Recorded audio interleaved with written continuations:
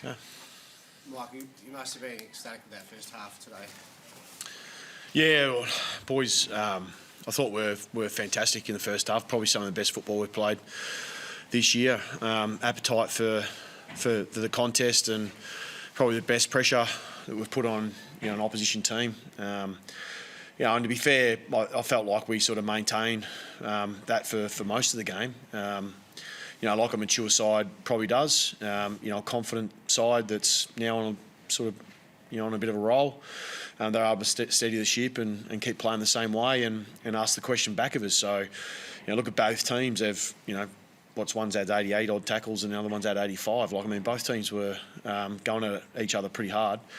But maybe just a little bit more consistent method, a little bit more patience, taking your moments when you need to, gets the game in the end. But we end up losing the game, obviously with a few goals kicked late. As much us chasing the 5 points or the 10 points down as it was their good play. They were obviously able to close out the game very strongly, and we couldn't obviously bridge that gap.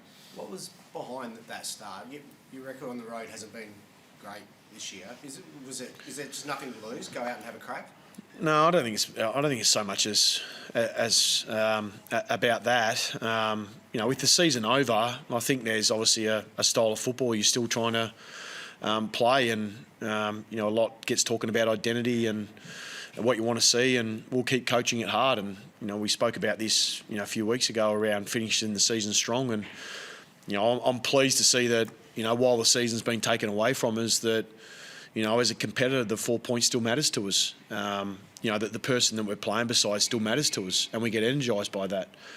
That's the intrinsic motivation that we need to be able to get us ready for our next match and holds us in good stead for the future. While we go through this period of time where we're not obviously going to figure in the finals this year. The third quarters this year, opposition sides have been able to get momentum against you in third quarters, and it happened again today. A bit different this one. I felt like the fight was still well and truly on, and we had still 2 or 3 moments through that third quarter that we should have finished plays and we didn't quite kick our goals. And the question was being asked back at us, but I felt like we were still hanging in that fight.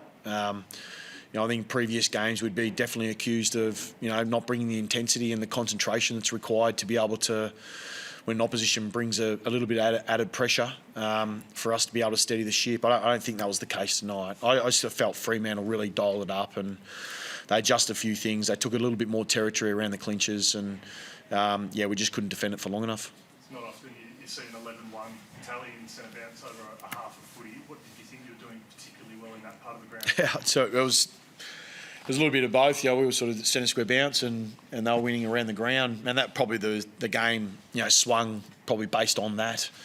The clearance, the territory, around ground. Obviously, we were able to lose, and they were able to score off the back of that after defending the stoppages really well in the first half. And I felt like most of what we wanted, we got. The style of football we wanted to play, we were playing.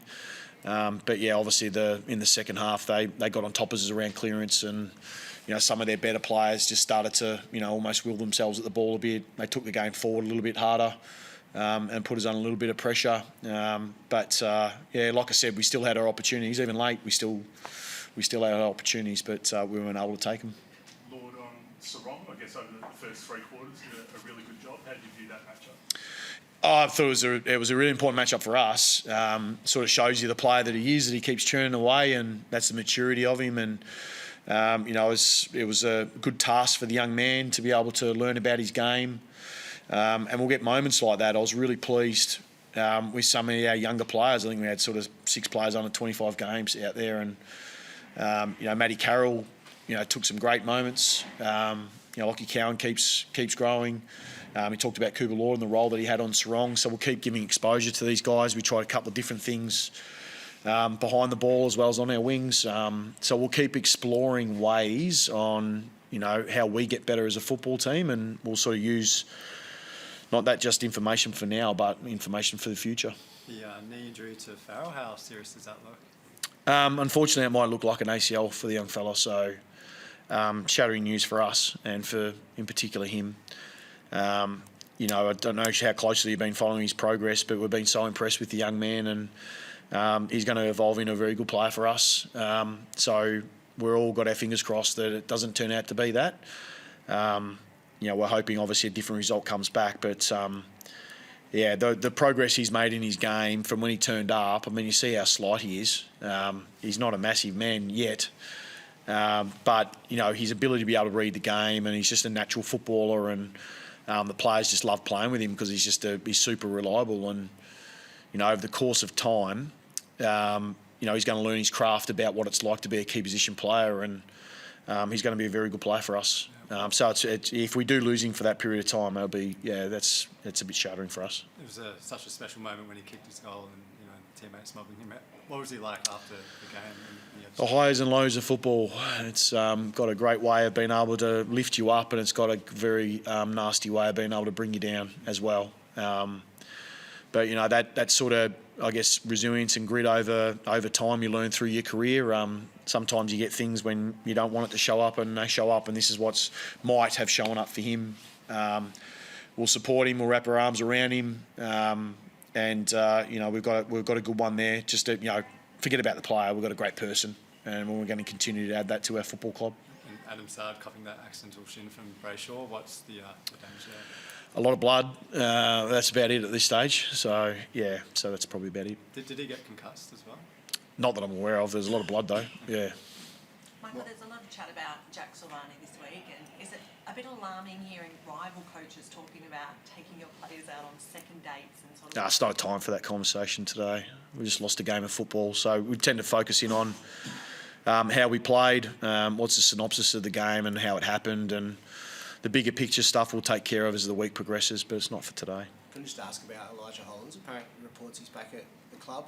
What's the plan? I'll be back this week, yeah. So he'll come back into the club this week. He's been hovering around the VFL, doing a bit of that. So yeah, he'll be back. He'll be back this week and playing VFL football this week. Yeah. A chance of seeing him at AFL level before? Oh, possibly, but we've got 3 games left. So he'll be back within the program, and he'll come back and play some VFL football. He's been training pretty hard, so he'll be ready to go. So obviously he's okay. Well, he'll be back. Yeah, he'll be back with us. Yeah, yep. Cool. Cheers. Thank you.